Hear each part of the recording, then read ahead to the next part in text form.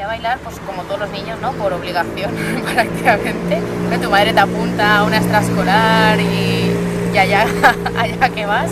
No conoces a nadie, no sabes a lo que vas, tienes miedo, vergüenza, pero poco a poco te va picando el gusanillo y sin darte cuenta te ves metida en un mundo que te apasiona.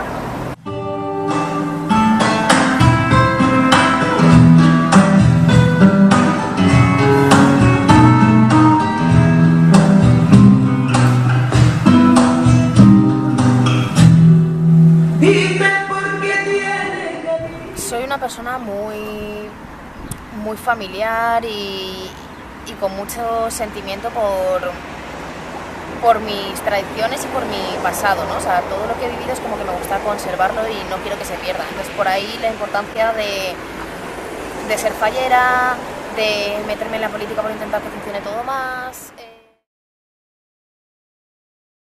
Su pasión por este proyecto, ¿no? El que realmente todo lo que puede aportar a Valencia, que lo hace con ganas, con corazón, creo que está muy implicado en todo, que es de estas personas que están siempre, o sea, siempre ahí, y creo que Valencia necesita un alcalde como José Enrique.